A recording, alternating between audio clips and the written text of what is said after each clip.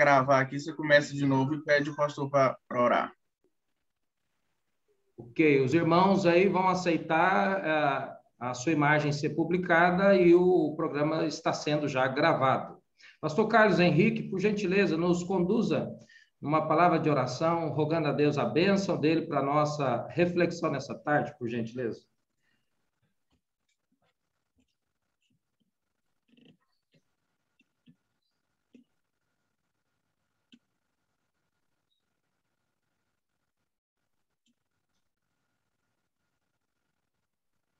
Pastor Carlos, o senhor ouviu?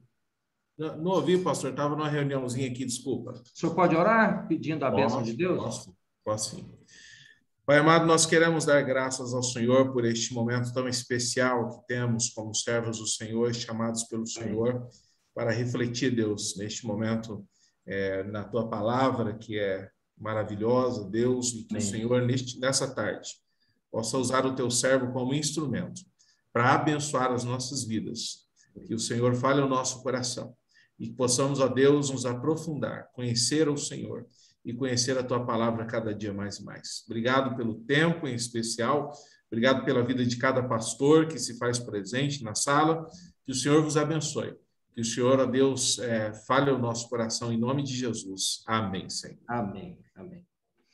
Queridos colegas, até às 3h40, eu, o pastor Sael, nós vamos estar interagindo aqui sobre o tema proposto e os 20 minutos finais, das 3h40 às 4h, os colegas terão oportunidade para fazer perguntas no chat, via chat.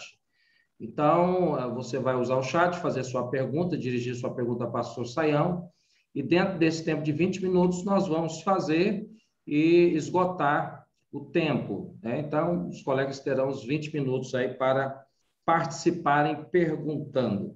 Eu quero apresentar rapidamente, resumidamente, o pastor Sael, ainda que eu entenda que seja desnecessário, que todos os colegas já o conhecem bem, o Brasil todo conhece, principalmente o Brasil Batista, mas o pastor Sael é pastor titular da Igreja Batista Nações Unidas, em São Paulo, conferencista internacional, teólogo, linguista hebraísta, mestrado na USP, tradutor da Bíblia NVI, criador de programas bíblicos como Rota 66, 180 Graus, Conversando com Sael, todos da Rádio Transmundial, foi diretor do Seminário Teológico do Sul do Brasil e atualmente é diretor acadêmico da Faculdade Teológica Batista de São Paulo.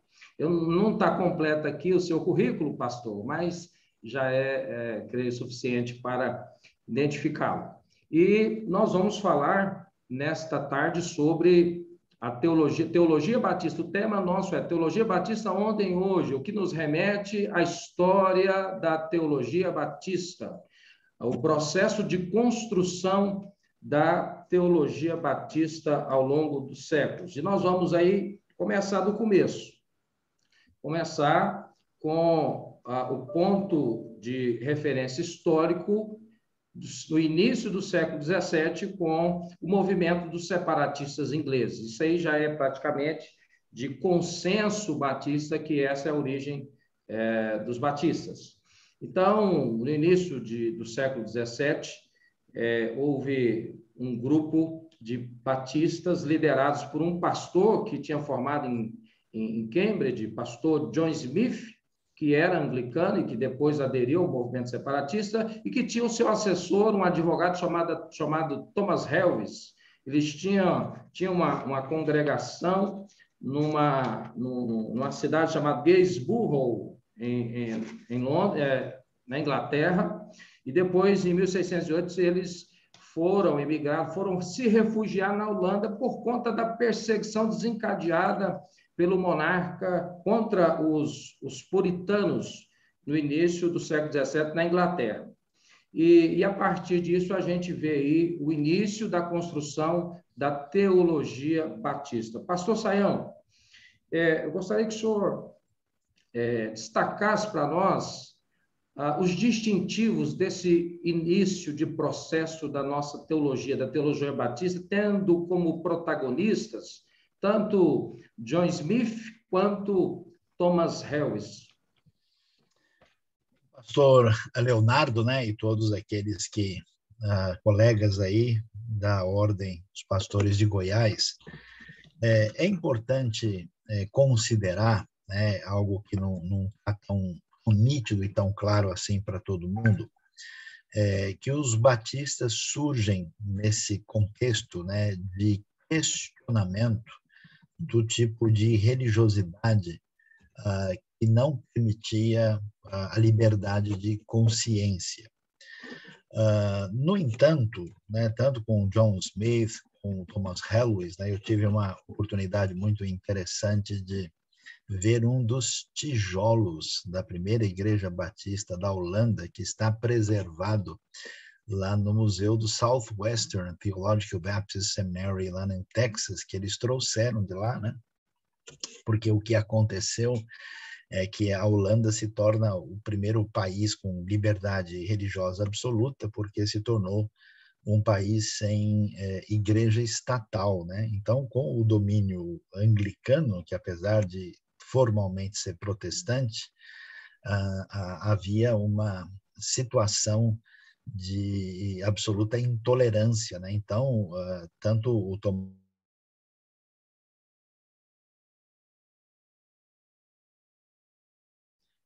Pastor Saião, congelou a Thomas sua Helwys como John imagem. Smith acabam, na verdade, assim, muitos batistas especialistas, né, que tinham um perfil assim que a gente pode dizer mais calvinista na sua origem, na sua construção teológica, eles então vão para lá e a partir desse contexto holandês é que vai se dar depois a imigração para os Estados Unidos, né, onde vai ser fundada a primeira igreja batista lá em Providence, né, e lá por Roger Williams, né? O que a gente vai observar é que não costuma ser enfatizado, mas os batistas e a tradição da reforma, de modo geral, em primeiro lugar, do ponto de vista teológico, ela descansa nas referências da teologia propriamente dita e também da cristologia naquilo que era consenso, é consenso da cristandade, que tem a ver, né, com o que nós vemos tanto nas confissões de Nicéia, né, e como também em Calcedônia, que a gente, às vezes, como batistas, a gente destaca apenas os elementos de distinção, né? Então, fazemos parte desse elemento. E, claro, alguém pergunta, os batistas fazem parte da reforma, né? Eles fazem, então a gente sempre responde sim e não, né? Porque, num certo sentido, eles são distintos do tipo de reforma que vai acontecer no ambiente alemão, no ambiente suíço, especialmente no contexto da Europa continental, mas, do ponto de vista teológico, nós temos alguns elementos fundamentais que dizem respeito, né, a essa realidade que tem a ver com a doutrina básica ligada à questão da soteriologia essencial, da salvação unicamente pela fé e pela graça em Cristo e da autoridade das Escrituras, né?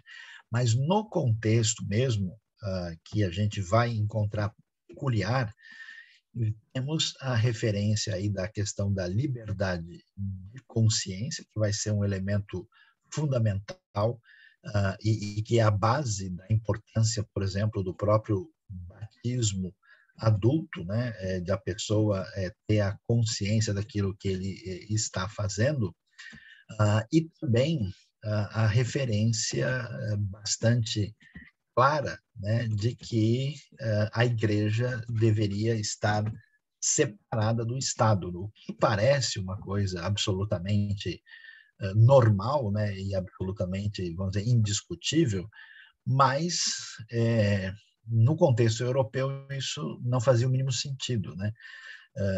Todo mundo entendia, né, que era uma doutrina que já tinha as suas raízes até no contexto medieval, que você tem essa relação de proximidade entre igreja e Estado, e as próprias igrejas protestantes que surgem, você vai ter uma igreja nacional, anglicana, você vai ter uma igreja presbiteriana na Escócia, você vai ter uma igreja reformada na Suíça, você vai ter depois uma igreja evangélica luterana na Alemanha, nos países escandinavos, né?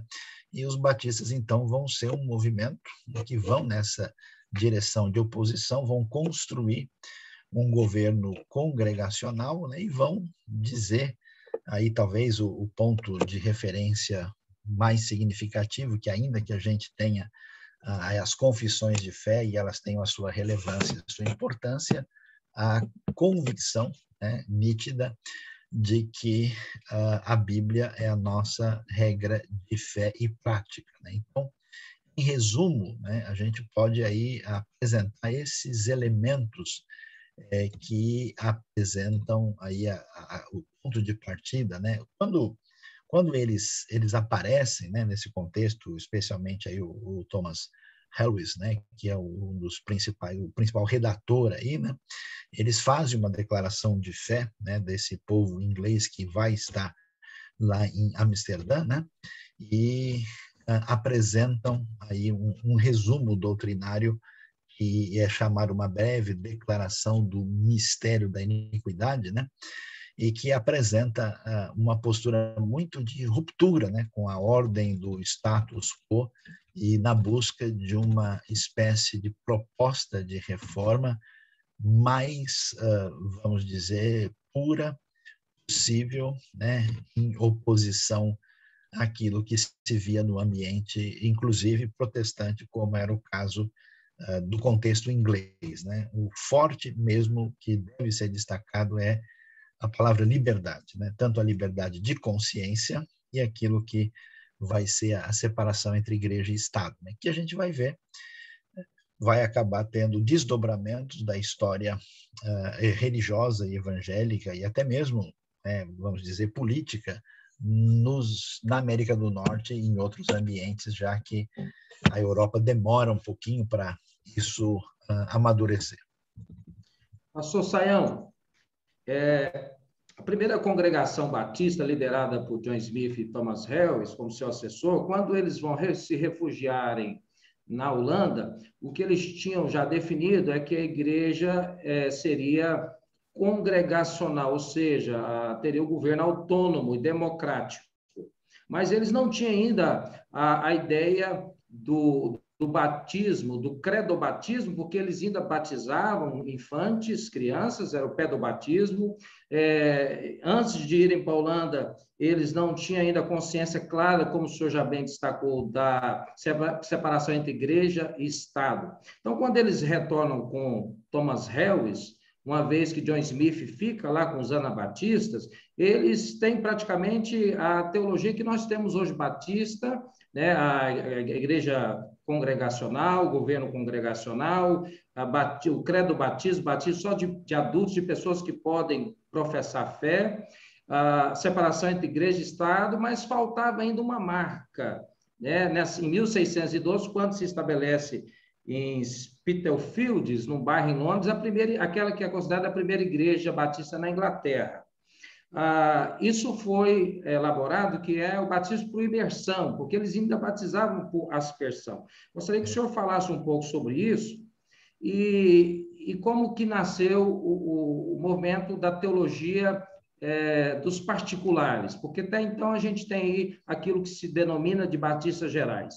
Então, alguns defendem que essa marca distintiva do batismo por imersão já não foi uma conquista dos batistas gerais, esses batistas primeiros, mas sim dos batistas particulares.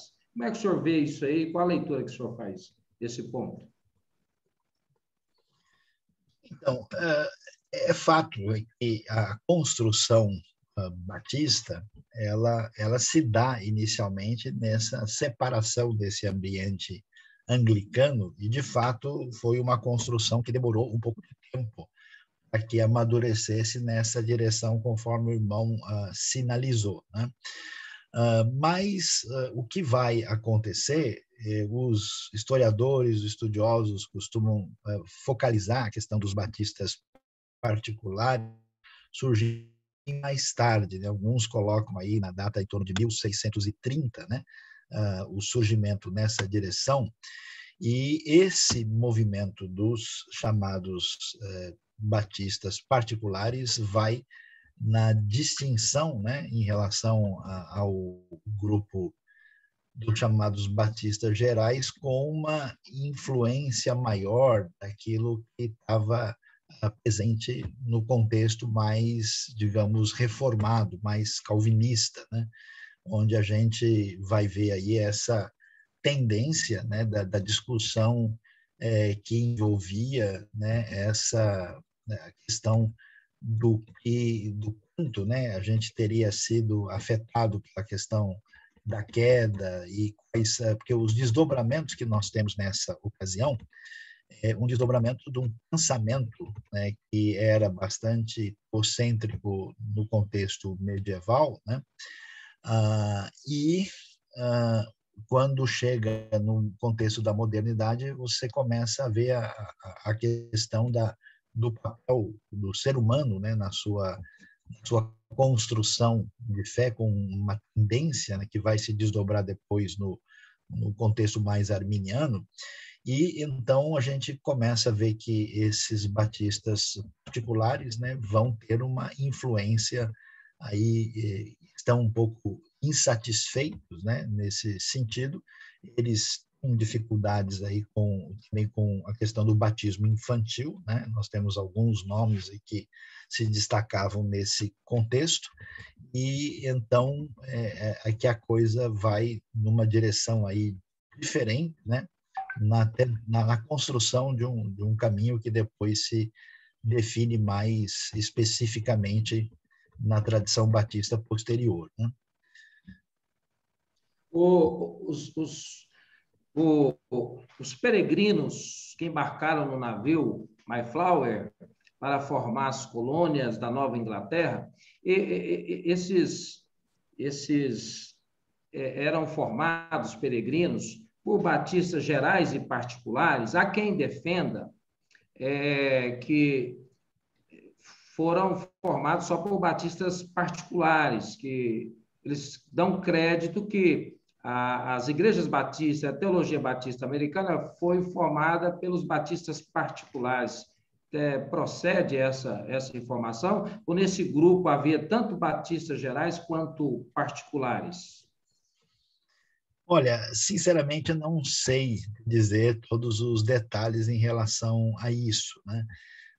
Provavelmente, até onde eu tenho informação, a predominância seria mais de batistas particulares, mas eu não sei. O navio chega lá em Plymouth, né, em 1620, né, vem com essa influência, mas eu realmente, a minha limitação aí no contexto dos detalhes de todos os elementos históricos, eu não sei dizer se a gente tinha um grupo completamente puro nesse sentido, eu não tenho essa informação exata.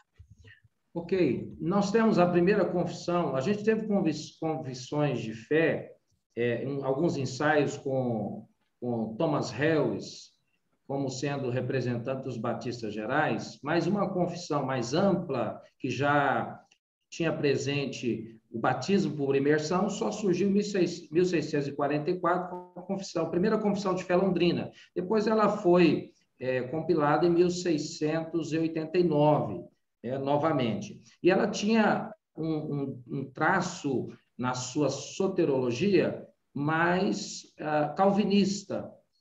E depois a gente vai ter, nos Estados Unidos, outras confissões que são elaboradas, formuladas, como a confissão de New Hampshire, a confissão, outras confissões agora que eu não estou me recordando, mas agora eu quero já trazer para o cenário da teologia, da construção da teologia brasileira.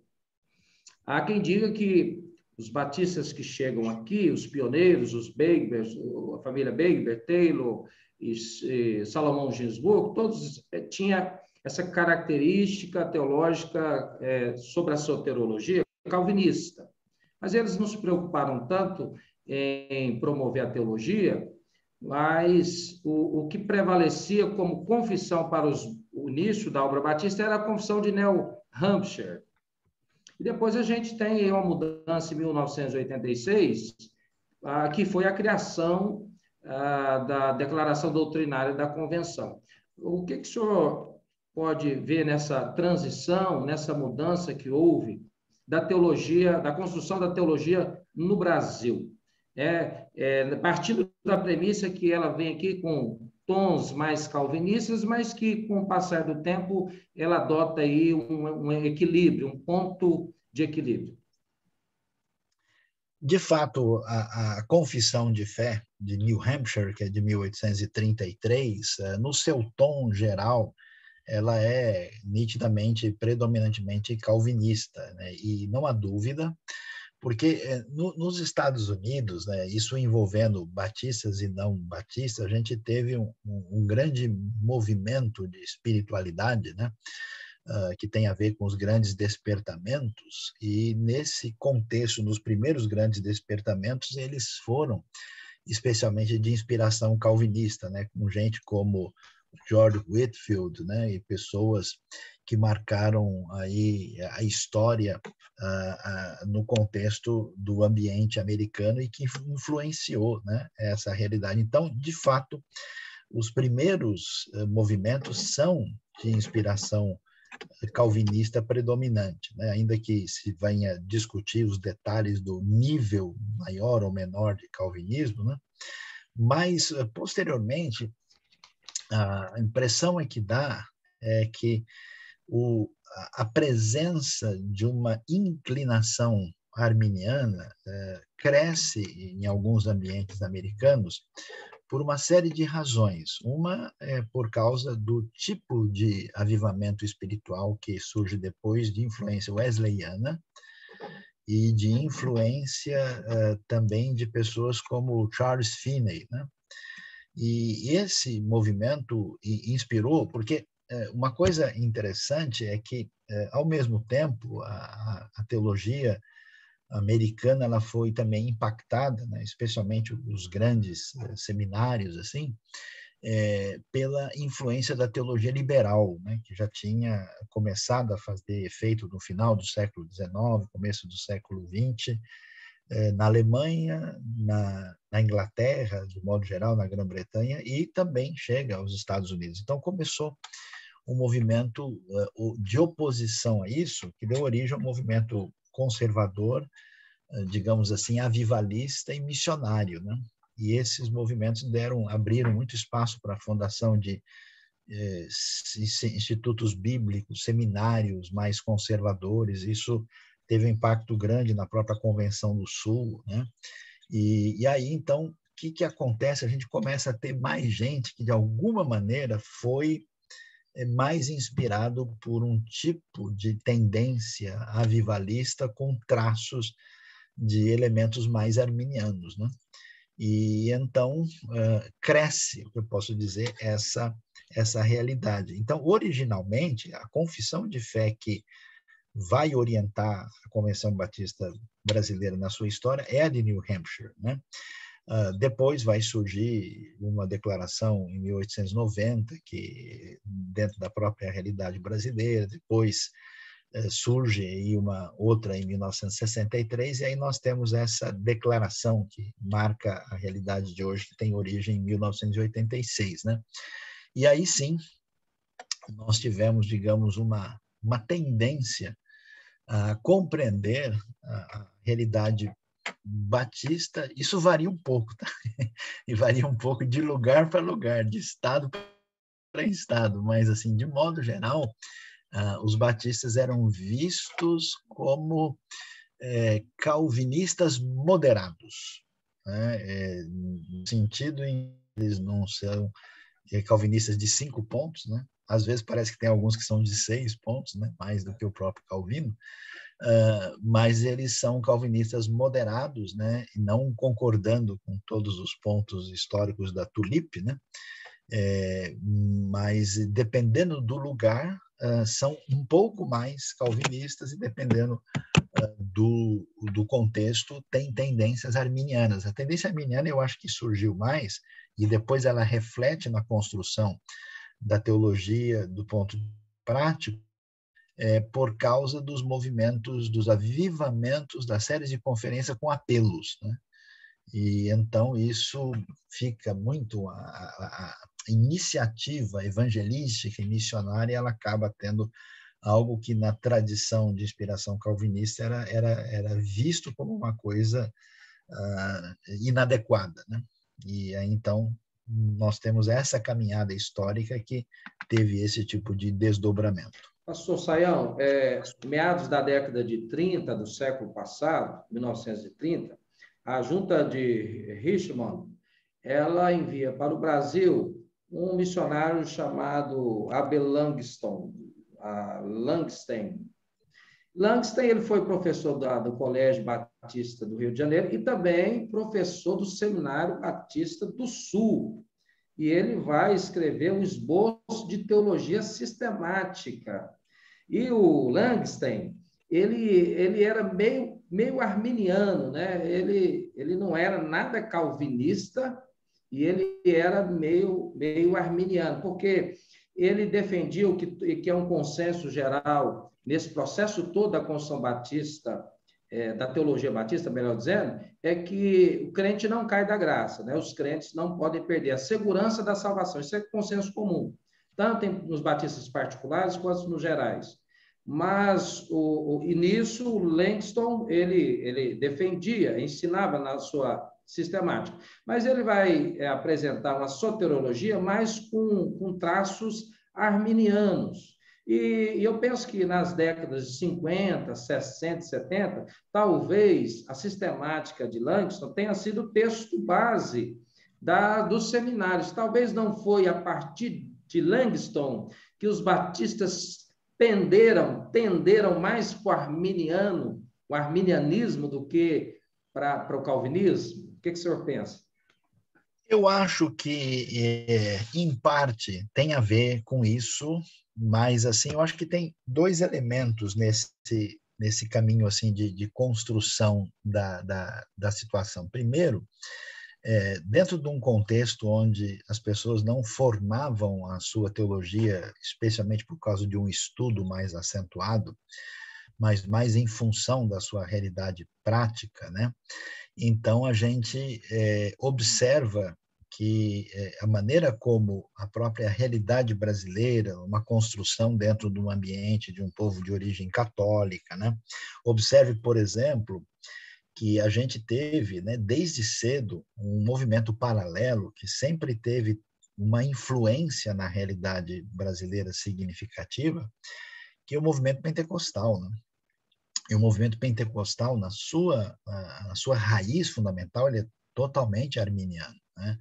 A gente vê isso na Assembleia de Deus, as raízes pentecostais são profundamente ligadas à tradição arminiana e especialmente à inspiração wesleyana. Então, eu diria que o crente comum, o indivíduo, né, de igreja, ele estava ali naquela sintonia. É verdade, o que o Langston virou um manual de estudo para concílio, né? O pessoal não só usava, né, o esboço de teologia sistemática como a matéria principal, né, que a gente tinha aí no contexto dos seminários, né? E isso fez parte do Seminário do Sul, do Seminário do Norte, Equatorial, marcaram a história batista brasileira, mas ele se tornou, assim, o livro de cabeceira, todo mundo, né, qualquer coisa, o Langston, né?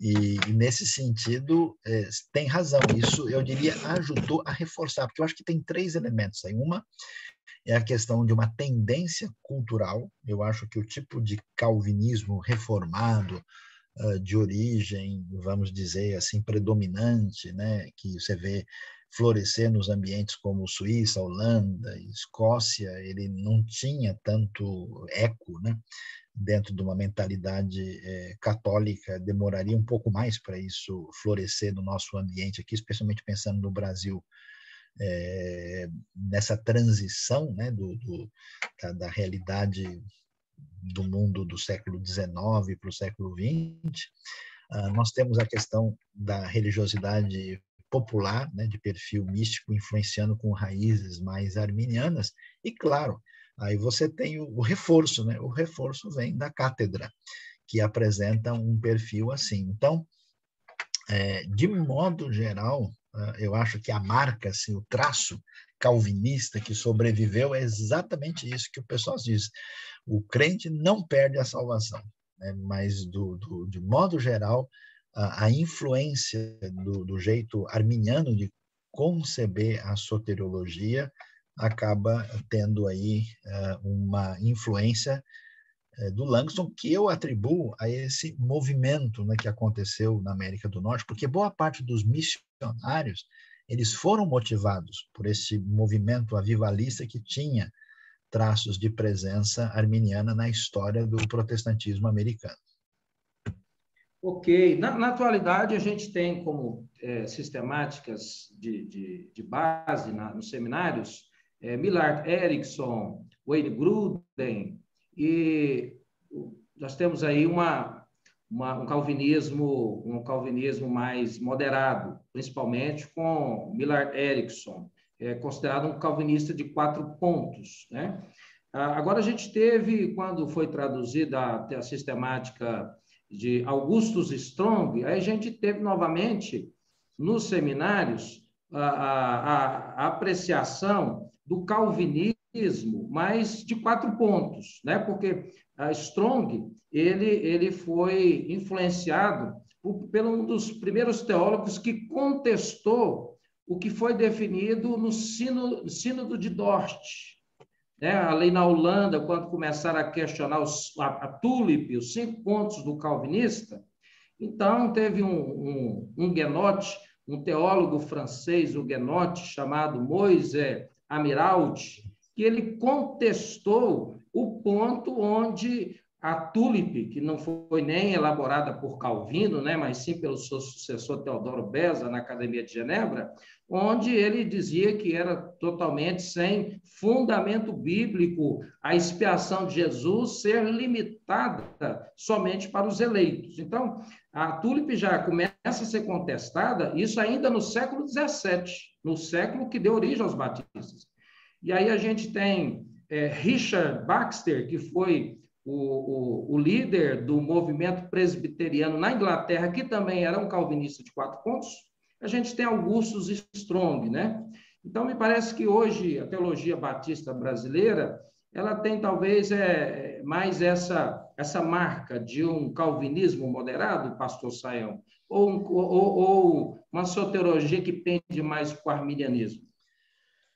Olha, de fato, eu acho que se a gente pode dizer que o Langston teve uma influência significativa aí na história dos batistas do Brasil, acho que o segundo que teve uma ênfase maior foi o Strong, porque era considerado um Langston maior, né? Uma coisa mais completa. E, de fato, tem essa influência amiraldista, né? Que apresenta esse calvinismo aí mais limitado, não completo, né?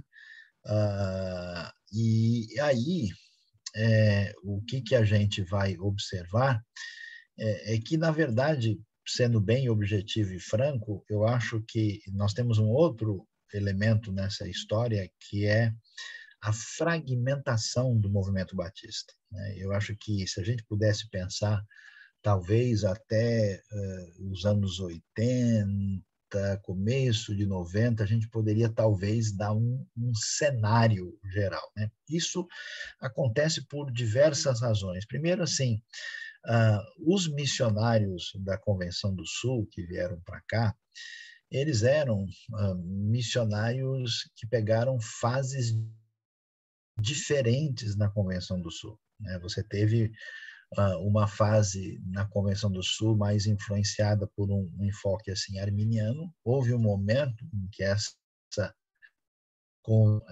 ela teve assim ênfase em grande parte do movimento dispensacionalista, né? Especialmente com a sua matriz scofieldiana na sua base, e, ao mesmo tempo, com tendências mais abertas e até arminianistas e até liberais, né, que tiveram aqui. Então, você pega, por exemplo, livros do Harold Shelley, né, que deu aula no Seminário do Norte, ele é muito diferente, né, do tipo de influência que você via, por exemplo, The próprio Southwestern, que teve uma tendência bem diferente, né? Houve uma tendência a um conservadorismo muito acentuado e, ao mesmo tempo, que alguns poderiam até chamar de um fundamentalismo, mas com certas tendências arminianas. E a própria América do Norte, isso se divide hoje. Você tem, por exemplo, o Southern Seminary, né? Com uma influência calvinista total, o Southwestern longe disso, né? E talvez o Southeastern um pouquinho mais no meio desse processo. E, além disso, nós tivemos a presença de outros grupos batistas. Por exemplo, a Missão do qual fez parte o Dr. Russell Shedd, que influenciou muito São Paulo e o Sul, tinha uma tendência um pouco mais calvinista, um pouco mais reformada, a partir das suas publicações, né? E também a gente teve outros materiais publicados nesse cenário. Então, a realidade nossa, ela fragmentou e pulverizou, de modo que, no ambiente batista, você tem gente que entrou numa linha, digamos, mais reformada e calvinista, bem significativa, né? Em função do movimento, né, o calvinista no Brasil, com gente com influência como o Franklin Ferreira, né? Augusto Nicodemos e outros, o Franklin Ferreira com Alan Might, escrevendo uma teologia sistemática expressiva, né? Você tem um sujeito como o Wayne Grudem, que é muito curioso, porque ele tem um perfil, assim, basicamente calvinista, em alguns aspectos, até acentuadamente, mas ele tem, às vezes, uma eclesiologia tão aberta e, às vezes, o jeito de escrever sobre umas coisas parece quase neopentecostal. Então, a teologia é meio eclética, né? É curioso. E, de fato, eu acho que talvez a teologia mais consistente e que eu acho que é um pouco assim metodologicamente mais organizada é exatamente o Erickson, né? Que é isso mesmo, um calvinista moderado. Agora, eu entendo hoje que a maioria dos nossos líderes e pastores, uma boa parte é arminiano com tendências místicas e até pentecostais, neopentecostais, há muita gente envolvida com esse tipo de enfoque. Um outro grupo se tornou progressista, em função da influência. Então, eles estão totalmente, vamos dizer, desconsiderando qualquer discussão sobre isso. Eles têm influência de uma teologia mais socializante, né? E você tem um grupo de perfil de influência calvinista crescente, que é um tipo batista reformado, né? E que tem, assim, tido uma influência significativa, né? Perdeu espaço bastante nos últimos anos, uma tendência, pelo menos do ponto de vista teórico, né? Uma tendência mais dispensacionalista, que tinha uma influência forte, até porque a teologia preponderante, por exemplo, nas Assembleias de Deus, em muitos grupos, né? Mas, assim, na sua construção, perdeu espaço, né? Então, eu acho que hoje nós estamos, assim, onde eu falo brincando, e é sério, onde há 2 batistas reunidos, há pelo menos 7 opiniões diferentes. Então, nós temos contornos distintos, dependendo do lugar, do ambiente que a gente está, a gente sente uma maior ou menor influência. E isso é diferente de um lugar para o outro. Ok. Vou passar agora a oportunidade aos colegas que já colocaram suas perguntas no chat.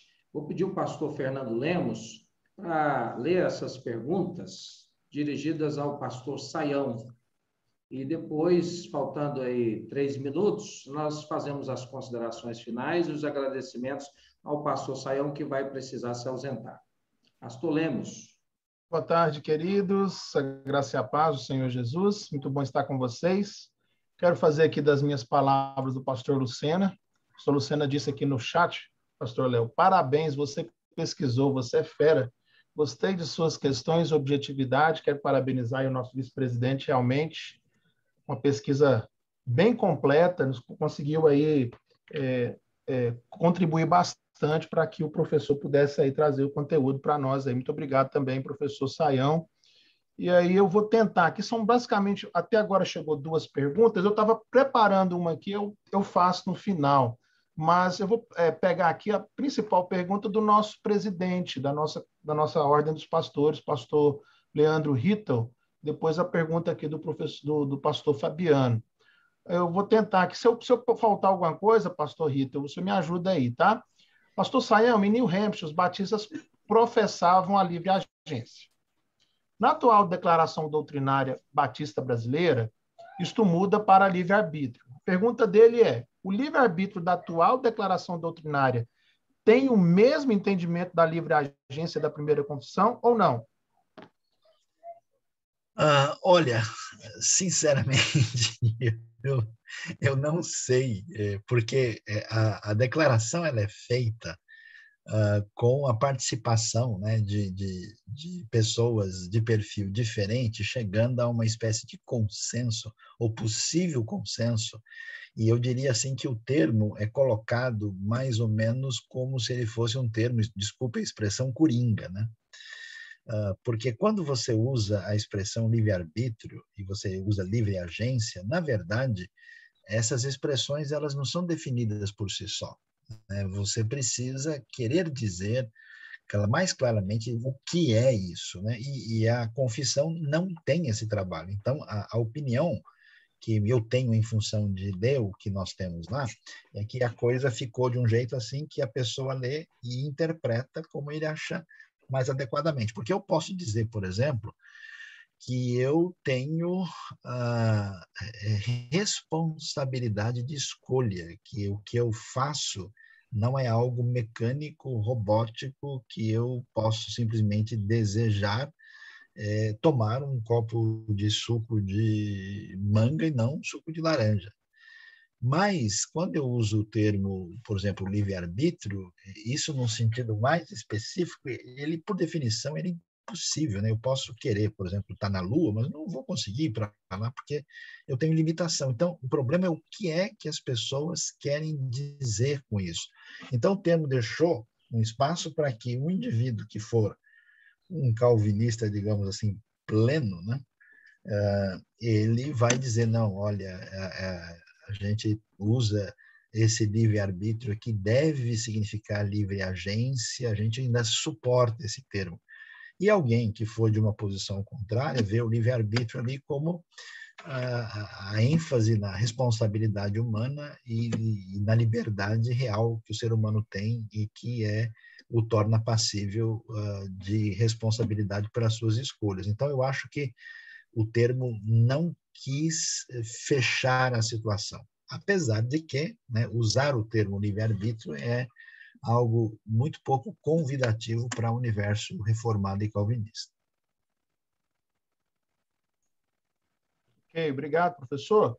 Pastor Fabiano pergunta o seguinte: Pastor Sayão, qual o maior problema em relação à visão sucessionista?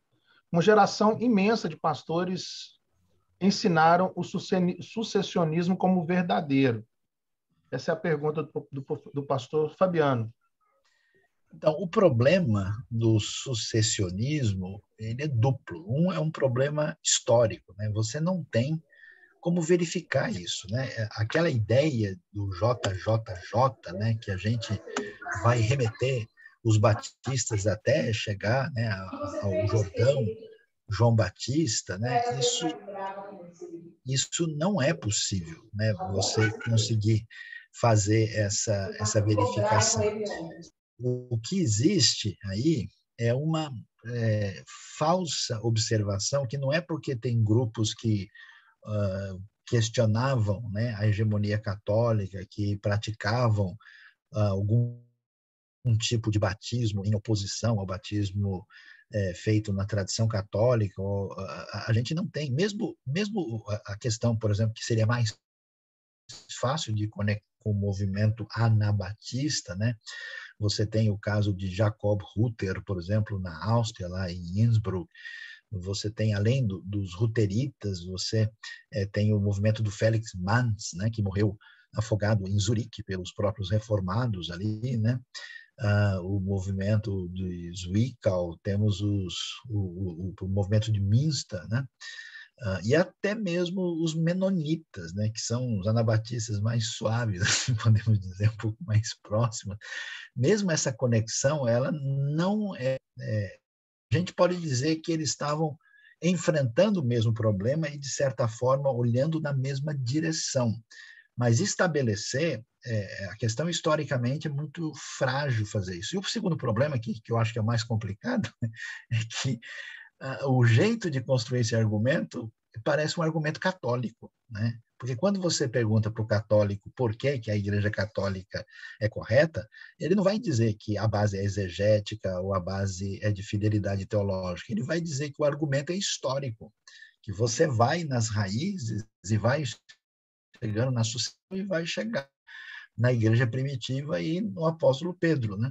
Então, o sucessionismo parece uma coisa parecida, ou seja, nós somos a verdadeira igreja católica, seria esse o tipo de argumento. Então, nesse sentido, eu acho o argumento frágil, mas ele, de fato, né, marcou aí muita gente na nossa história, não tão distante assim, e tem gente que até hoje acha que a gente tem uma ligação histórica direta que chega lá no nosso amigo João Batista.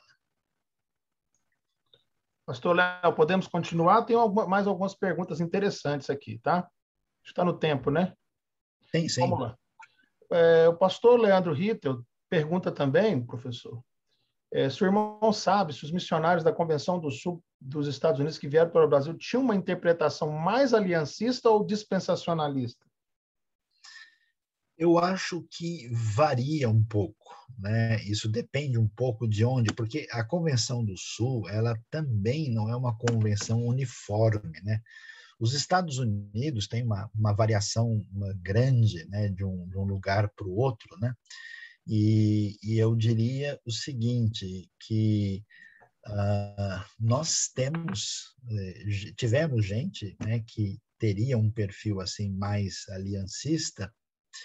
Eu acho que os missionários que foram, assim, que influenciaram o Seminário do Norte, uma parte dos que influenciaram o Seminário do Sul, tinham talvez uma inclinação, em parte aliancista, mas alguns, com certeza, eram de perfil dispensacionalista. O dispensacionalismo é muito mais forte em lugares como Texas, né, e alguns estados próximos ali, teve uma influência muito grande, até porque o lugar mais significativo do dispensacionalismo histórico é exatamente o Seminário de Dallas, né? Tá certo que o Instituto Moody também teve um papel importante, né, nesse tipo de influência, mas o dispensacionalismo, num certo sentido, entrou numa crise, né, nos últimos anos, tanto é que hoje você tem o que a gente chama de terceira fase do dispensacionalismo. Você tem um dispensacionalismo que passou por uma revisão, né, que na época do Charles Ryrie, tanto é que a Bíblia anotada em português tem a ver com essa revisão, e hoje você tem um dispensacionalismo progressista, né, que é chamado em diálogo com a tradição aliancista, né, e como você tem gente como Darrell Bock, né, e que tem influenciado o novo cenário, né? Mas eu acho que isso foi um pouco dividido, né? E você descobre isso na escatologia, né? Quando uma boa parte dos batistas de influência dos seminários eram, em grande parte, amilenistas. Você teve uma formação de dispensacionalistas, ou pelo menos de pré-milenistas, mas por influência de grupos como Palavra da Vida e outros, assim, mas os seminários batistas mesmo não tínhamos tanto, ainda que tivéssemos alguns, digamos assim, dispensacionalistas propriamente ditos. Ok. Professor, vou tentar juntar umas perguntas para a gente ganhar tempo. O pastor Wesley pergunta, né, sobre se os batistas brasileiros estão sofrendo uma crise de identidade. O pastor Tiago fala sobre essa questão da pluralidade dos batistas e não seria importante nós termos uma ação mais unida, porque parece que as igrejas locais hoje têm mais força do que a denominação não tem tanta expressividade.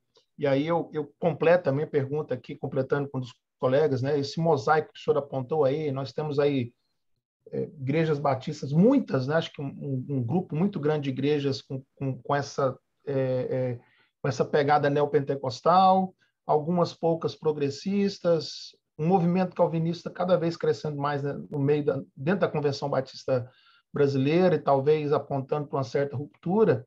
E eu tenho acompanhado aí o que tem acontecido recentemente na Convenção Batista do Sul, e a preocupação agora na última eleição foi uma preocupação mais centrada na questão do progressismo, né?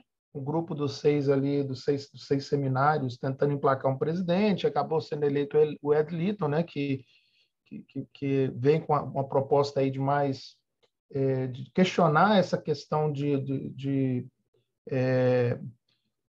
do rigor com a questão da crítica racial, da teoria racial e dos abusos sexuais. Parece que o pastor caiu, né? Caiu ou está aí? Parece que caiu, e a internet dele está voltando. A internet dele está oscilando um pouquinho. Vamos ver se ele volta aí. Já voltou. Está aí, professor Saião? Está entrando. Sem áudio. Desculpa, deu uma bagunçada na internet aqui, mas eu já estou aqui. Então, eu vou tentar resumir novamente o seguinte: quando os americanos lá, a Convenção Batista do Sul está preocupada, houve uma discussão está vivendo uma discussão muito forte sobre a questão progressista, sobre a questão da teoria racial, crítica racial, questão de da cobertamento de alguns abusos sexuais por parte de líderes. Aqui nós estamos numa outra discussão, numa outra reflexão. Então, o irmão percebe, né, que nós convidamos o irmão e o assunto acaba entrando nessa questão arminiana, calvinista e qual é a tendência batista. Mas, ao mesmo tempo, nós temos esse mosaico que o senhor mesmo apresentou de batistas neopentecostais, batistas calvinistas, o movimento progressista também, né, se apresentando no horizonte. Talvez isso mais forte ainda vai chegar mais forte essa discussão para nós no futuro, porque essa é a discussão do momento na Convenção Batista do Sul, e isso acaba refletindo em nós no futuro. Mas podemos dizer que talvez haja no nosso horizonte uma possibilidade de ruptura a nível de convenção, pensando nesse mosaico todo, ou isso faz parte do nosso DNA mesmo? Olha, eu acho que o nosso problema ele tem algumas raízes históricas, né? A gente teve, durante muito tempo, a influência dos professores e missionários americanos que, mais ou menos, definiam o caminho teológico da denominação. E a coisa foi mais ou menos rápida, porque, de repente, esse pessoal deixou as instituições. E aí nós não tínhamos assim um preparo tanto do ponto de vista organizacional, logístico, como teológico para lidar com essa situação. Foi quando, especialmente na década de 80, né, a denominação teve muitos momentos de dificuldade, de crise, de lidar com esse cenário. E, ao mesmo tempo, a gente acompanhou um crescimento pentecostal acentuado, né? E eu diria que, não sei se eu vou poder dizer isso, se vocês não vão mais me convidar nunca mais para falar aqui, né? Grande parte da nossa denominação, do nosso contexto brasileiro, o pessoal é batista de verniz, né? No fundo, a pessoa tem uma base católica e até espiritólica de entendimento da realidade, né? Então, quando chega na hora do vamos ver, de construir a coisa, o que toma conta é um outro caminho, né? E aí, consequentemente, houve uma espécie de fragmentação, porque a denominação perdeu um espaço porque ela não teve a possibilidade de ter a visão, acho que os missionários estrangeiros também não semearam isso, de construção de liderança. Por exemplo, você vê os presbiterianos, eles fizeram isso, né? Pegaram pessoas específicas, levaram para um preparo mais aprofundado, construíram, né, vamos dizer, um preparo teológico aprofundado. A gente não conseguiu fazer isso. E aí, a tradição brasileira e latino-americana, ela é muito permeada por uma influência filosófica do contexto europeu ocidental, especialmente de origem francesa, que tem esse contorno, vamos dizer, de um pensamento mais social, né, com inspirações marxistas, né, e toda essa construção. E o nosso pessoal fez a sua formação muito nesses ambientes. E isso abre um espaço para toda essa realidade marxista, né? E a visão mais ampla é difícil se enxergar, né? Então, você vê uma pessoa, o que a gente fez? Assim, precisamos de alguém que tenha mestrado, que tenha doutorado, eu vou dar aula. Agora, qual doutorado, onde, qual é a linha? A gente não sabe, a gente vai fazendo, né? E aí, então, hoje nós estamos num cenário difícil. Por um lado, a gente tem um aspecto muito cultural do brasileiro, que é esse negócio da turma do deixa disso, né? Não esquenta a cabeça, não, toma um café aqui. Então, existe uma facilidade maior do brasileiro de deixar as diferenças de lado e valorizar o nacional, o que na Europa e nos Estados Unidos não é assim, por isso que eles mataram tanta gente lá. E as controvérsias religiosas virou sangue puro, porque a turma não tinha nenhum tipo de tolerância, né? Aqui, nesse aspecto, ainda é mais suave, mas como nós estamos numa época de polarização nervosa, né, eu temo que esses caminhos, de fato, sejam marcados por uma situação difícil, né? E mesmo que a gente não tenha uma ruptura oficial, na prática, a gente já tem o que eu chamo de um arquipélago, né? Você tem pessoas vivendo numa ilha aqui, o outro vivendo numa outra ilha, e essas pessoas não têm convicção, não têm conexão, não têm relação. Então, você pega um pessoal bem assim, desculpa a expressão, do reteté, esse pessoal só se conecta um com o outro, né? E eles fazem as suas programações. Você tem o pessoal do, digamos, do evangelho business, né? Do evangelho pragmático, que tenta fazer a coisa funcionar mesmo sem consistência, né? Esse pessoal também só interage um com o outro, né?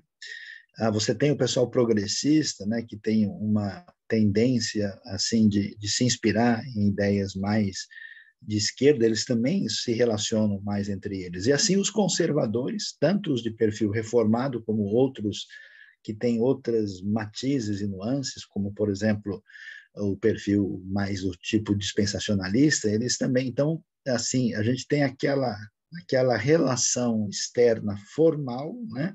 Mas na prática, cada um com a sua camisa de time por debaixo da camisa da seleção, e o que vale mais é o time. Então, é um momento complicado, difícil, e a gente tem pouca maturidade para estabelecer diálogo real, né? Para saber conversar, para entender o cenário. Então, a tendência é quando vê que o indivíduo está naquela outra matriz, a gente já entra de sola, com um carrinho com direito a cartão vermelho, né? E então o cenário, digamos assim, é no mínimo preocupante, né? O ideal é que a gente conseguisse ter 3 elementos fundamentais. Uma que nos ajudasse, né, a voltar para as raízes batistas primeiras da importância da autoridade das Escrituras, da importância de uma espiritualidade profundamente ligada à fidelidade à palavra de Deus e à verdade, né? Que essa coisa às vezes tem realmente desaparecido, né?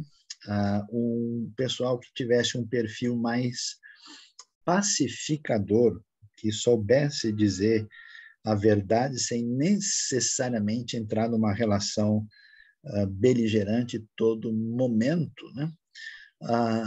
E terceiro, uma capacidade de, pelo menos, a gente ouvir bem a ideia do outro, mesmo discordando profundamente dela, e entender quais são as razões por que elas surgem. E por que tipo, por exemplo, a gente reclama, né, da teologia progressista socializante, mas nós temos uma realidade da sociedade que é muito difícil, né? Por exemplo, não tem como você ter uma teologia socializante no Japão. A sociedade é isonômica, né? Você olha em toda parte, é mais ou menos tudo igual. Então, se alguém for chegar lá e falar, daquilo não tem como, né, caminhar, né? Mas quando a gente tem pessoas, na realidade brasileira, né, dirigindo um BMW importado, ganhando dinheiro de maneira corrupta, e ali do lado tem um cara abrindo um saco de lixo comendo, né? É um negócio pesado demais, né? Então, como é que a gente lida com essas coisas? A gente precisa tentar aprender a caminhar e desenvolver, né, uma teologia consistente biblicamente, e que tenha coração e misericórdia, que trabalhe para uma unidade sem comprometer a fidelidade. É um grande desafio. Ok, pastor Lemos. Fica aí, unidade sem comprometer a fidelidade. Perfeito. Devolva aí para o pastor Leonardo. Muito obrigado, doutor Sayão. Obrigado, Lemos. Eu quero, com minha última palavra, recordar a declaração do pastor Irlande Pereira de Azevedo, quando pregou por ocasião da comemoração dos 150 anos da obra batista no Brasil, em Santa Bárbara. Ele fez referência sobre o odium theologicum, e ele fez a seguinte declaração: o ódio teológico é o pior de todos os ódios. Então, eu penso, pastor Sayão, que aquele ditado, aquele argumento lá na Reforma, que dizia que nas coisas essenciais unidade, nas não essenciais liberdade, em todas as coisas unidade, talvez seria bem propício para o momento como batistas que estamos vivendo e que ainda vislumbra aí no futuro, né? Porque a gente, às vezes, está se separando por questão de expiação da obra de Cristo, que não é uma das doutrinas principais, não é uma doutrina, né? E eu gostaria que o senhor desse as suas palavras finais, as suas considerações, e de antemão já, mais uma vez, agradecendo a presença do senhor conosco. Eu, de fato, entendo que uma necessidade importante para caminhar nessa direção que o pastor Leonardo enfatizou. Eu acho que um dos grandes desafios que favorece aí uma postura belicosa e de ruptura é um conhecimento limitado e parcial da realidade. O que a gente tem, né, muitas vezes? Hoje a gente vive a cultura do especialista, né? Um sujeito estuda um assunto e ele constrói em cima disso um edifício muito fino, né? Mas falta uma estrutura de base maior. Então, para a gente lidar com o universo eclesiástico e teológico, é importante, por exemplo, que se tenha uma boa base da história da filosofia, né? Grande parte da discussão, por exemplo, do mundo calvinista, arminiano, de liberdade ou de determinismo, isso é uma discussão no âmbito filosófico, antes de chegar à discussão da teologia. Segundo, é importante que o pessoal se aprofunde nas escrituras, na Bíblia, né? Então, hoje tem uma tendência muito grande das pessoas buscarem alguma coisa muito pragmática, né? Olha, crescimento de igreja, né? Olha, vamos estudar aconselhamento, vamos estudar, né, como é que isso... Então, quando você chega num aprofundamento bíblico, né? Quando eu fiz a Faculdade Teológica de São Paulo, muitos anos atrás, eu me lembro que os estudos de exegese, por exemplo, aprofundado no texto com o Dr. Shedd, e até mesmo com outro professor no hebraico, tinha pouquíssimas pessoas. Eu me lembro que eu entrei numa classe de exegese de Antigo Testamento, tinha 6 alunos. Desses 6, 4 eram estrangeiros e 2 eram brasileiros. E um deles era eu. E a classe de autocompreensão tinha 85 alunos. Aí a gente começa a perceber que o embasamento bíblico das pessoas é limitado, né? E, juntamente com isso, o conhecimento histórico, né? Então, você conhecer Bíblia, exegese, filosofia, teologia e história ajuda a gente a ter uma base melhor para a construção. Quando a pessoa tem uma visão só, o cara ele é um sistemático, né? O outro ele é um biblista, o outro ele é um historiador, ele é um sujeito de uma nota só, né? E isso é prejudicial. Então, o crescimento nesse conhecimento, lembrando que a teologia também deve nos conduzir à piedade, né? Uma busca de uma espiritualidade que depende de Deus, que é uma outra crise da academia. O sujeito começa a estudar e se acha, né, a última bolacha do pacote e se enche de total postura de pretensa superioridade sobre os outros, né? E vira quase que um neognosticismo, né? A maneira como se lida com a vida acadêmica. E aí a gente precisa, então, caminhar nessa direção e tentar construir da melhor maneira, né, uma postura que atenda às exigências teológicas da época, sem abrir mão da fidelidade, trabalhando a relação de espiritualidade individual e coletiva, né? E construindo aquilo que, no final das contas, é nossa responsabilidade maior, é a missão da igreja para fazer diferença no reino de Deus. Amém. Bênção. Muito obrigado. Quero pedir o pastor Lucena para fazer uma breve oração de agradecimento pela vida do pastor Saião, lembrando aos colegas para não saírem da sala, nós vamos ter 5 sorteios, 3 livros e 2 vale-compras. É só o pastor Saião que vai se ausentar. Mas antes, o pastor Lucena vai orar, agradecendo a vida. Pastor Saião, muito obrigado mais uma vez pela sua cortesia, cordialidade em atender o nosso convite. E certamente o senhor será convidado para outras edições do Lanche Teológico. Muito obrigado. Obrigado. Doutor Saião, eu não vou orar pela unha encravada da irmã Josefa, porque eu sei do seu próximo compromisso. Eu ouvi o irmão no velório do Shed. Apesar de ele ser pequenininho, o Shed ficou na minha casa algumas vezes. O senhor sabe que ele era humilde e ficava com os pequenos. E eu perguntei para ele quem que está se despontando como nova liderança brasileira, uns 2 anos antes dele morrer. Ele disse, o meu amigo Luiz Saião. A Deus toda a glória, parabéns. O João Batista Monteiro Nascimento é minha ovelha, ele é fiscal do Estado e foi criado com você no Tocantins. E ele ora por você até hoje, viu? Amém, que beleza. Deus abençoe. Vamos orar. Obrigado. Pai querido, a gente fica até tonto, Pai querido, que bênção, porque é tanta coisa profunda, tantos termos que eu, particularmente, não tenho intimidade, a gente fala isso com humildade, como crescemos nessa tarde. Dr. Luiz Saião, que é um preletor internacional, ele abriu mão de outros compromissos para estar conosco, Pai, muito obrigado, que ele continue a ser esse homem humilde como era o nosso querido Shed, que está com Jesus. Pai de amor, abençoa a vida espiritual, emocional, física, financeira, conjugal do Saião. Que nós possamos ter, ó Pai querido, a honra de tê-lo novamente. E queremos agradecer a liderança do campo, o presidente, o secretário da ordem, essa turma toda, que trouxe um colega para nos ajudar tanto. Nós oramos no nome gracioso de Jesus. Amém. Amém. Pastor Saião, fica à vontade aí, mas se eu obrigado. Apresentar, grande abraço aí, Deus abençoe a todos.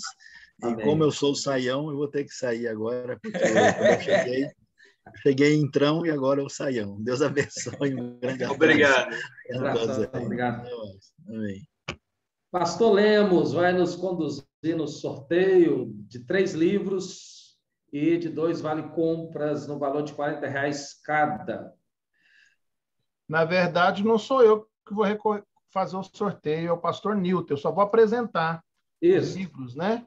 A minha parte aí é a apresentação. Deixa que eu acho aqui onde é que eu coloquei essa apresentação. Mandei para tanta gente aqui. Aqui, achei. Então, nós vamos sortear os seguintes livros, tá? A doação aí do pastor Leonardo, Igreja Batista. Esqueci o nome da sua igreja, pastor Leonardo. A Paz. Igreja Batista Paz, lá em São Miguel do Araguaia. Nós vamos sortear o Marco Inicial Batista, uma discussão historiográfica sobre os primórdios do trabalho batista no Brasil. Quem assistiu lá a comemoração, a celebração dos 150 anos, e o pastor Marcelo Santos fazer um resumo lá sobre a história dos batistas. Doação Fernando, da Vibe. já vamos à medida que você apresentar o livro, perfeito. A gente já faz já o sorteio, já ganhamos o tempo nisso aí. Perfeito. Escolhe aí, Fernando, escolhe um número aí entre 1 e... Vamos ver aqui o último número. 1 e 39, Fernando. Eu escolho o 22. 22? Isso. Você tem certeza desse número? Sim. Então, é esse número mesmo. Pastor querido Antônio Portela, nota 10. Cadê o Portela? Vamos ver se o Portela aparece por aí. Pablo. Ele está aqui, mas ele tem que ligar a câmera. Isso. Portela, liga a câmera aí, Portela. Cadê você? Se não aparecer, perde, hein? Já apareceu aí o Portela. Eita, glória! Coisa Vocês boa. perceberam que o Portela é da ala pentecostal dos batistas, né? Vocês perceberam, né? Neopentecostal. Do carnaval ainda. E do carnaval. Pronto, Portela. Ô, Lemos, anota aí ao lado. Ao lado do livro aí, coloca o nome dele já. Tá bom, porque aí você vai pegar vai pegar lá na convenção, no seminário, tá? Ok. Isso. Tem para vender esse livro aí lá na convenção, pastor Fernando? Esse livro você compra na nossa livraria, querida livraria que está nos ajudando aí também, Livraria Sinai, tá? Você vai encontrar só na Sinai. Ok, obrigado. Muito bom. Fernando, qual é o próximo livro aí, Fernando? O outro também você encontra só lá na Sinai, em Goiânia, ou no site da editora Convicção. Esse aqui é uma doação da minha igreja, Igreja Vibe Igreja, aqui. Ortodoxia Batista, do pastor Júlio, do escritor Júlio Oliveira Sanches. Vamos dar honra agora ao nosso presidente da convenção, que está aí atento a nós, pastor Carlos Henrique. Escolhe um número aí, Carlos Henrique Santana Rocha. Deixa eu perguntar, isso aí é por hora de chegada, esse número? Não. Com certeza não. Então, eu vou escolher o número 4. Número 4? Número 4. Pastor, diretamente de Itumbiara, pastor Pablo Leonardo. Olha só. É o ganhador aí do segundo livro. Qual é o próximo item? Próximo item é o livro... Peraí, cadê, gente? Os Primeiros Batistas. Isso, Os Primeiros Batistas, que é o livro da editora Pronobis, foi doado aí pelo Seminário Teológico Batista Goiano. Vamos lá, vamos ver aqui. Ó. Vamos pegar um seminarista para ver se esse seminarista tem sorte ou dá sorte. Diogo, escolhe um número aí, Diogo. De 1 a quanto? De 1 a 39. Não pode 30. nem 4 e nem o 22. 30. 30, Diogo? Tem certeza? Certeza. Então, tá bom. Se fosse o 31, talvez seria melhor. Wesley. Wesley está por aí? Cadê o Wesley? Wesley Souza. Tem que estar presente, viu, colegas? Aí, diretamente de... Vamos lá, se eu vou confundir a cidade. Diretamente de... Caldas Novas. Não é Caldas Novas, mas não. É não? Alexânia. Seja bem-vindo, Wesley. Muito bom. Então, o terceiro livro aí é seu. Maravilha. Qual é o livro mesmo? Primeiros Batistas. Ah, tá. Ok? Obrigado, viu? Muito bom, Wesley. Vai lá, Lemos. Agora é o vale-compra no valor de R$40 da Livraria Sinai. Rapaz, esse agora, hein? Um vale-compras de R$40? Só lembrando, na verdade, informando aos colegas que a Livraria Sinai, a cada edição do lanche, vai patrocinar, já é a patrocinadora do lanche teológico, patrocinando com um vale-compra a cada edição. Nós vamos ter o sorteio hoje de 2 vale-compras da Livraria Sinai, mas os próximos serão 1. Então, vamos lá. O primeiro vale-compra no valor de R$40. Antes de nós cantarmos aí o próximo número, fiquei sabendo que está entre nós também o nosso executivo interino da convenção, irmão Elton Magalhães. Estando o presidente da convenção aqui participando, estando o executivo interino, eu imagino, Léo, que até o final desse sorteio nós teremos algum brinde da Convenção Batista Goiana também. Aqui, aí, ó, parece que já está aparecendo alguma coisa aí. Um boné e nós estamos vendo se tem uma caneca. Até o Olha, final. então tá, vê aí se tem o kit, a caneca e também o boné. Muito Caneca, bom. caneca cheia ou caneca vazia? Tem que perguntar ao Lucena, tem que perguntar ao Lucena aí. graça, Milton, Tá cheia ou tá a gente vazia. falando que o Portela é neopentecostal, que está mais para progressista com essa pergunta aí, ó. É verdade. Cadê o Leandro Rittel? Nosso presidente aí. Eis-me aqui. Escolhe o número aí, presidente. 12. 12? 12. Número 12. Espera aí, esse aqui eu tenho que olhar no chat uma coisa. Espera aí que eu tenho que olhar. Esse é profeta. Cadê, ó? Deixa eu ver aqui, ó. Tinha aqui um seminarista falando alguma coisa aqui. Aí, ó. Seminarista Daniel Furtado. Eu falei, seminarista que tem sorte e tal, ele colocou no chat. Eu aceito. Daniel Furtado, cadê você, meu amigo? Essa palavra de profecia está valendo, hein? Aí, ó. Professor. Declarou, determinou e tomou posse da bênção, hein, rapaz? Tomou posse da bênção. Já vai começar bem o ministério ungido. É só ganhar a caneca da convenção, encher de unção, como disseram aí no comentário também. A caneca já está ali, ó. E derramar aí, sobre alguém, viu? Aí, ó. Não, o Daniel é o Vale Brinde. Ele ganhou o Daniel é o Vale Brinde. Não, mas eu falei para ele também ganhar a caneca. Pastor Nilton. Pastor Nilton, ele aprendeu com o pai. Eu acho que sim. É torcedor também? É torcedor? É outro tricolor, não? É tricolor gaúcho. Não faz isso não, gente. Vamos lá, então. Pastor Nilton. Fernando, diga, Léo. Eu só quero informar os colegas que a livraria Sinai, do irmão Flávio, mudou de endereço. Eles estão agora na Rua 23, número 442, quadra 23, lote 46, esquina com a Rua 4, no centro de Goiânia. Então, novo endereço aí, lá tem literaturas... Quase chegando na Tocantins. Uma variedade de livros. Livraria Sinai, irmão Flávio. Muito bom. Léo, são 2 vales hoje? São 2 vales. Tem mais um agora com o mesmo valor, R$40. Livraria Sinai.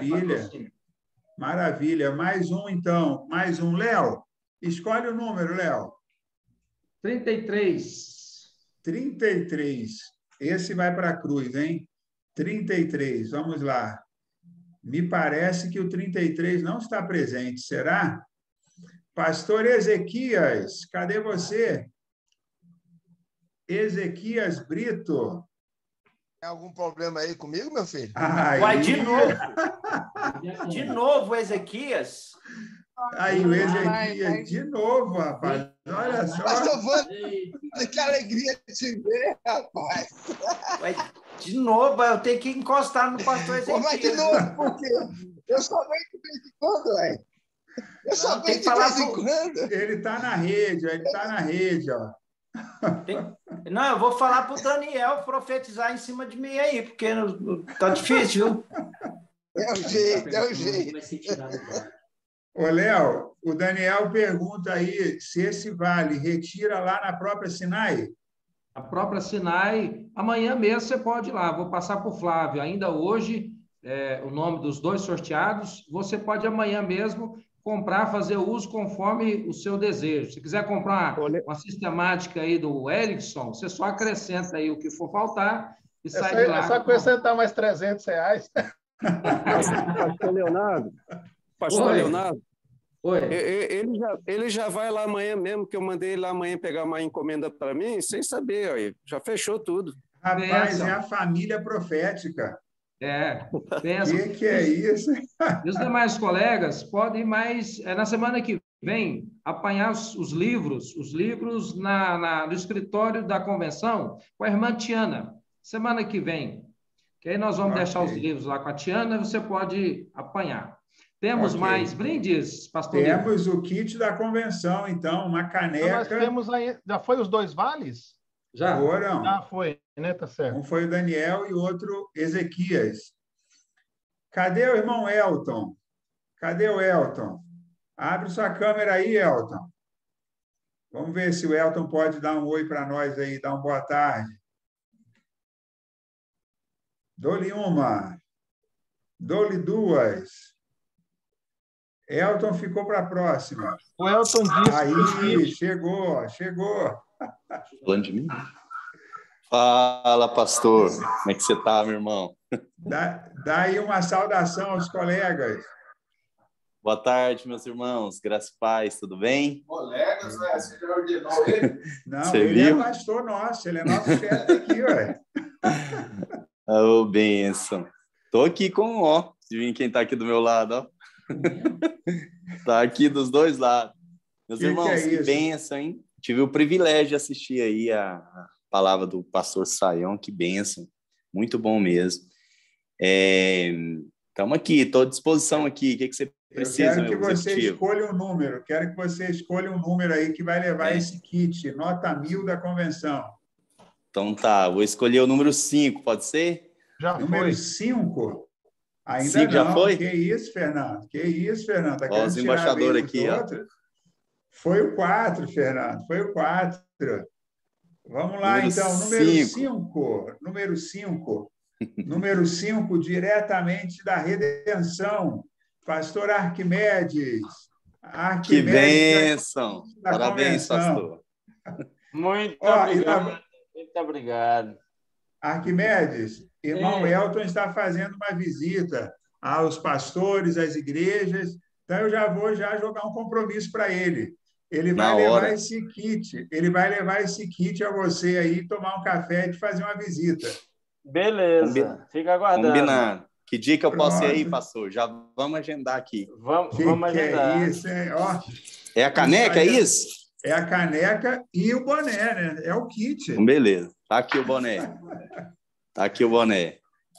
Já vou deixar no meu carro, pastor. Beleza. Entre em contato aí pelo WhatsApp que a gente combina. Aí, ó. Coisa boa, coisa boa. Vou falar para a esposa fazer um bolo para esperar aqui.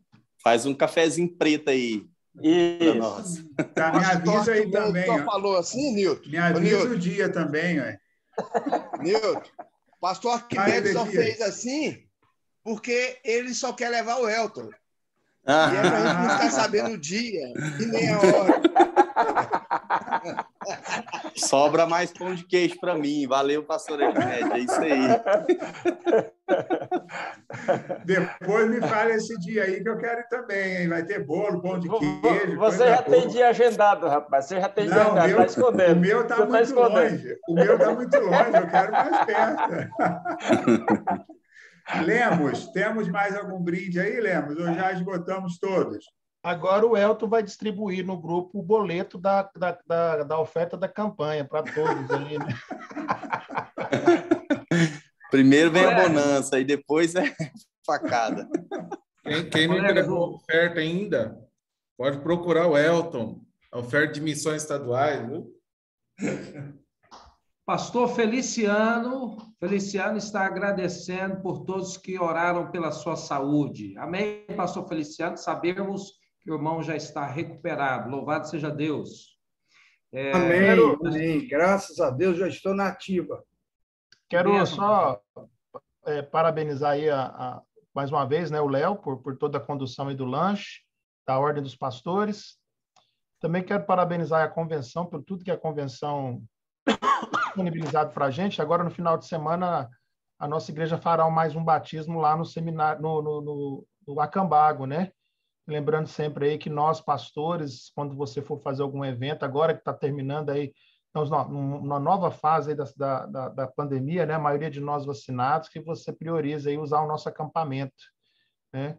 E no dia 12 de outubro, nós teremos um evento Tarde da Esperança, relacionado aí com a campanha de missões nacionais, Jesus Cristo é a única esperança, lá na Igreja Del Fiore.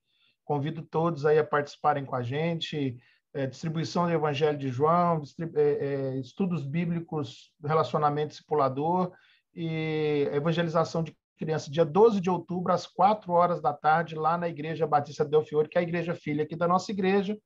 mas também aí um trabalho da Convenção Batista Goiana. Convido todos, 12 de outubro. No dia 10 nós teremos o treinamento aqui na nossa igreja, e no dia 12, às 4 horas, esse evento Tarde Esperança, terminando com a grande cruzada evangelística. Todos estão convidados.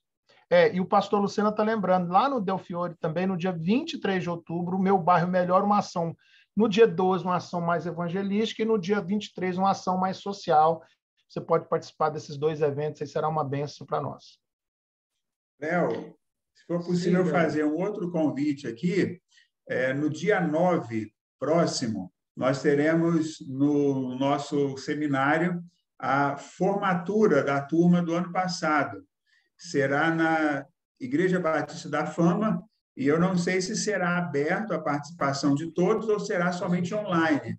O Genivaldo poderia, talvez, esclarecer, o pastor Carlos Henrique, se será somente online ou se será aberto para que possamos participar lá também. O pastor Genivaldo está aí. Desculpa, achei que ele não estava. Genivaldo, traz aí as informações para a gente, então, faz o convite. Boa tarde, pastor Newton, pastor Carlos Henrique, nosso presidente, demais pastores e irmãos. Como o pastor Newton acabou de informar, no próximo dia 9 de outubro, sábado, nós vamos estar realizando aí a solenidade de colação de grau da 37ª turma do Bacharelado em Teologia e de Educação Cristã. Essa solenidade ela vai ser online, através do YouTube do seminário, e a participação física mesmo, vai ser restrita aos participantes da mesa e aos formandos e até 5 convidados de cada um deles, que vai ser distribuído lá na hora. Então, a gente vai estar divulgando no sábado, dia 9, a partir das 18h30, o link do YouTube, né? Para que vocês já possam ver lá a organização do espaço, para que possam participar também. Na ocasião, o pastor Carlos vai estar trazendo uma palavra em nome da nossa convenção, e o pastor Newton é um dos oradores da turma de teologia, né, pastor Newton? Sim, muito bom. Me deram essa honra. Me deram essa honra. Então, vai ser uma cerimônia onde nós vamos estar aí trazendo aí nos 40 anos do seminário, mais a formatura de mais uma turma, né, do nosso bacharel de Teologia e Educação Cristã. Todos são bem-vindos aí a acessar. Nós vamos encaminhar aí para o WhatsApp da Ordem, da Convenção, das organizações, o link do YouTube, para que vocês possam acessar e acompanhar conosco através das mídias digitais aí. Obrigado. Muito bom. É isso, Léo. Está contigo. Ok. Nós queremos agradecer a participação de todos os colegas. Eu quero, mais uma vez, destacar aí a parceria sempre do STBG, pastor Genivaldo, nos brindes, né? Tem sempre contribuído nos sorteios aqui. Muito obrigado. E dizer aos colegas que o Lanche Teológico é um programa nosso, de nós, pastores e seminaristas do Campo Goiano. Não é só da equipe do Lanche Teológico. É um programa nosso e que, portanto, eu peço aos irmãos que divulguem, incentivem outros colegas para que no mês que vem nós possamos ter um número maior de participantes. E peço oração também por toda a equipe do Lanche Teológico. Nós só somos facilitadores, mas o programa é nosso, é de todos vocês, né? Então, a equipe do Lanche é pastor Newton, pastor Magner Araújo, pastor Pablo, pastor Lemos e eu. Então, orem por nós para que Deus nos capacite mais e mais a realizar, a promover reflexão teológica para nós, pastores batistas goianos. Pastor Léo. Nós vamos ter mais 2 edições esse ano. Em outubro, na última quinta-feira, já marquem na sua agenda, última quinta de outubro,